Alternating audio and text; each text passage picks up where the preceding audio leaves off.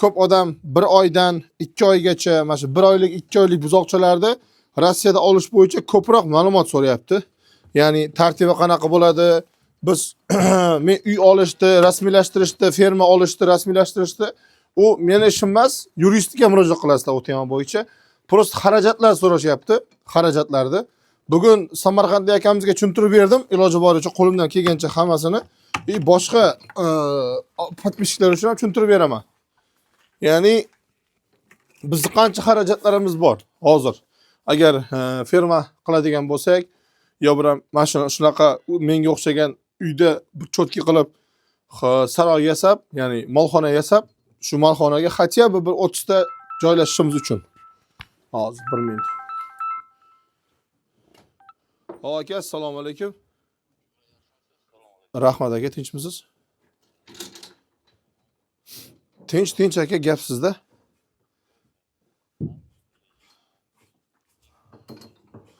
Angus, bu odamlar Angus kasal bo'lganmi bilmadim.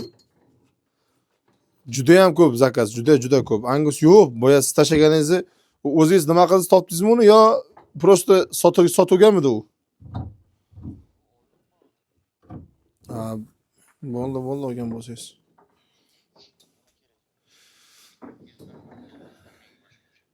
Angus g'unajim bo'lsa topib berishim mumkin aka, lekin buqa iloji yo'q hozircha. Chiqmayapti. Chiqsa tashlayman обязательно. Yo'q. Simental topsa bo'ladi aka. Limuzin ham topish qiyin. Simental Grifford topsa bo'ladi. Kastuvni mollar menga 350 rubldan keldi aka. 350 rubldan sizga videosini tashlayman, gruppaga tashlaganim yo'q aka, kerak bo'lsa. Tashlab yuboraman hozir YouTube'ga video olyapman, olib bo'lay.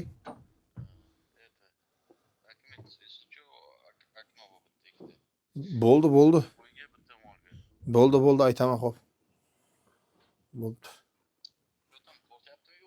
Yo'q aka, men o'zim ham parondan desam odamlar o'ylanib qolyapti anaqa. 7-8 kun desam o'lmaydimi deb. Endi o'lishiga men garantiya berib bilmayman-da uni. O'lmasligiga ili.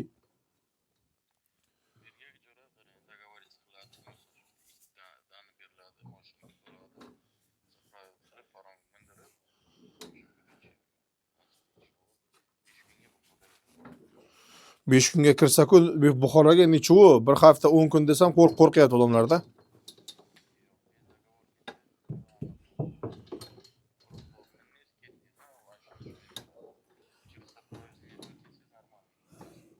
Cheli soprovojniy qilib bo'lsa ham 50 ming, 100 ming rubl qimmatiga bo'lsa ham, mana shu 5 kunda, 4 kunda kiradigan yo'llari bo'lsa juda zo'rda.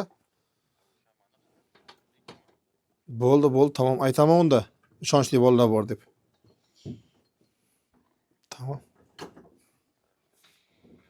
Tamam.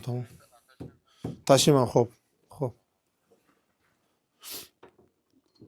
Kimga eshitilmadi bilmadim. Buni o'zimman bu aloqani. Parondan dokument bor, qo'y uchun 250 ta 300 ta qo'y uchun 60 ta mol uchun deyapti. 5 kun ichida Buxoroga kiradi deyapti. O'zlarimiz soprovojniy qilamiz deyapti. Iloji boricha hech qanaqa patriya bo'lmaydi deydi. Endi patriya avvalambor Allohdan, men kelgan odamga ham tushuntiryapman. Hozir yana Kazandan kelyapti bolalar. Mol masalasi bo'yicha ularga ham tushuntiraman shuni. Iloji bo'lsa ularga video olaman ular bilan birga. Agar telefonim o'tirib qolmasa, telefonim 20-30% zaryadi bor. 1 soat 2 soatga boramiz dedi. Sovuq, 22 gradus sovuq. Ashuna 22 o'zi 18 ko'rsatyapti nima. Instagramga ham qo'ydim istoriya.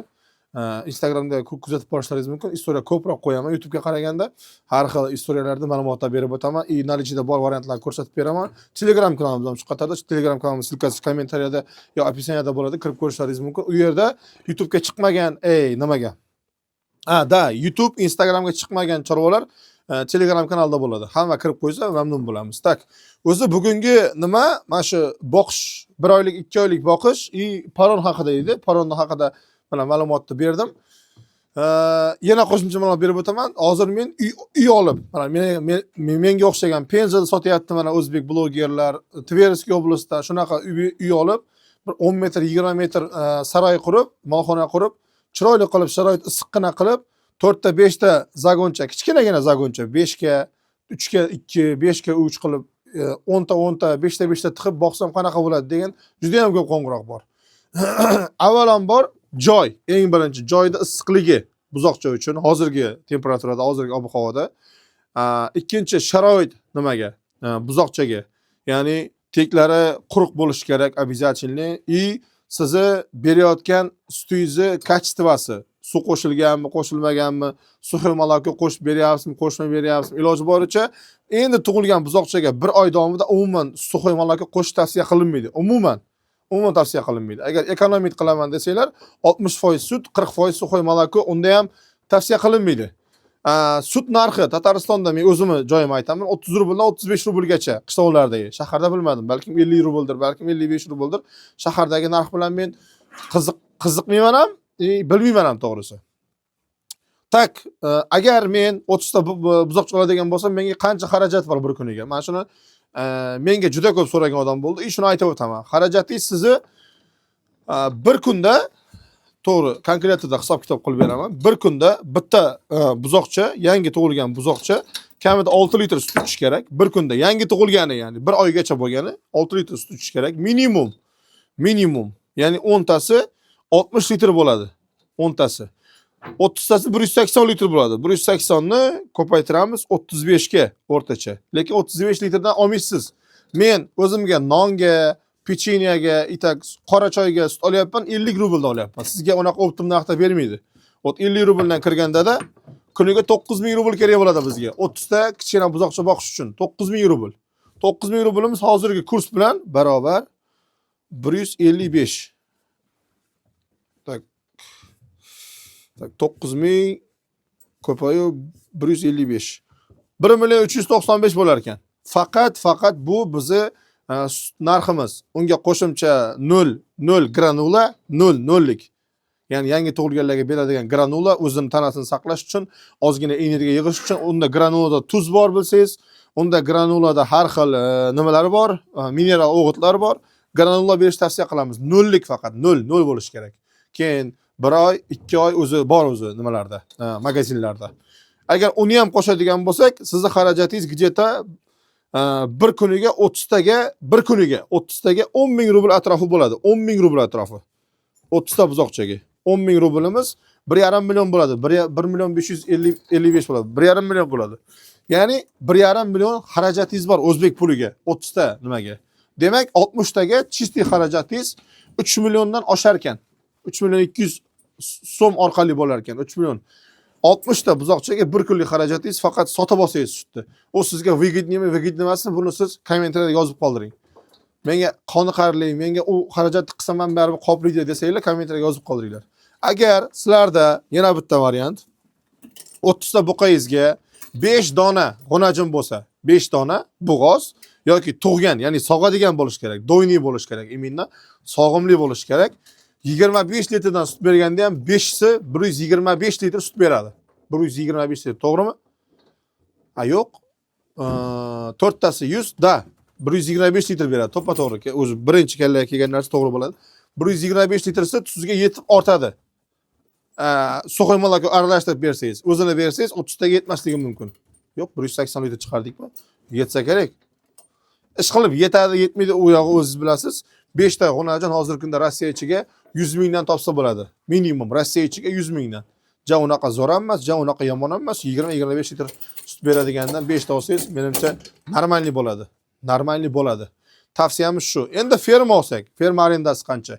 Fermaning arendasini taxminiy narxi hozirgi Kazanda 40 mingdan 70 minggacha, holatiga qarab, fermani 100 mingga ham bor, 150 mingga ham bor ayrim joylarda. Kazanda shunaqa, chetroqda ya'ni 40, 50, 60, 100 kilometr chetroqda 40 mingdan 70 minggacha bir oyi. Endi uni ham holat har xil. Kimdir pul surtish kerak, kimdir umuman pul surtish shart emas. U fermalarga shunaqa. Tak, fermada ham boqsangiz shu xarajatlar ketadi. Ya'ni uyda boqqan xarajatlaringizdan fermada shu xarajat ketadi. Vot. Yana nima aytmoqchi edim? Parom masalasi bo'yicha hozirgi kunda bizda tayyor dokumentlar bor, 75 taga ham bor, skatovozi bilan bor. Skatovoz narxlari vodiyga 8 mingdan 10 minggacha, 10 ming dollar, 8 ming dollardan 10 ming dollargacha shu atrofda bo'ladi o'rtada. Xorazm, Buxoro, Samarqandga 8 ming dollar atrofida bo'ladi. Xorazm, Buxoro, Samarqand 8 ming dollar atrofida bo'ladi. Ja 9 ming, 10 ming emas, 8 ming, 8,5 ming, 8 ming atrofida bo'ladi skatovoz narxlari. Tak, paronda dokument narxlari hozirgi kunda 60 ta molga 1 million 350, 1 million 200 dan boshlanadi, 1 million 350 gacha deyishyapti bizga ma'lumotlarda. 75 taga 1,5 million. 1 million 400 dan 1,5 milliongacha bo'lyapti. 75 ta mol ortsangiz bo'ladi. Tak 2-3 kunda tayyor dokumentlar chiqarib yuboramiz deyapti bolalar. Yesecho через qilishimiz mumkin bemalol. Mol masalasi bo'yicha hozir kunda mana shunaqa 350-400 kg mollar o'rtacha narxi 320-330 rubldan bo'lyapti. Simental bo'lsa 320-350 rublgacha bo'lyapti. Hozir telefonda qilgan bratga ham aytdim, simental bor, hali gruppaga ham qo'yganim yo'q deb, gruppaga qo'yishim kerak. Gruppada Telegram gruppadagi botda hozir bolalar aytishlik bolalar ishlatadi. Uzog'i 1 soat 2 soatga, undan keyin Telegram kanalga ham qo'yib yuboraman. Balkim bu video chiqqancha Telegram kanalda u simental ham bo'lishi mumkin. Siz kirib ko'rishingiz mumkin. Avstriyskiy simental. Zo'r simental bor, 300 dona tanlashga 2 ta mashina olishlaringiz mumkin. 3 ta mashina ham chiqadi kerak bo'lsa. 200 ta mol bemalol tanlab olsa bo'ladi. Ichida 200 kg dan 360 kg gacha simental bor, avstriyskiy simental. Narxi 350 rubldan faqat. 350 rubldan живой вес taroziga o'lchab beradi. Undan 1 tiyin skidka yo'q deyapti. Bu simentallarimni agar olmoqchi bo'lganlar, men sotishim mumkin faqat 1 oylardan keyin. Hozir emas. Gijeta 330 rubllardan beraman o'rtacha. 330 rubldan.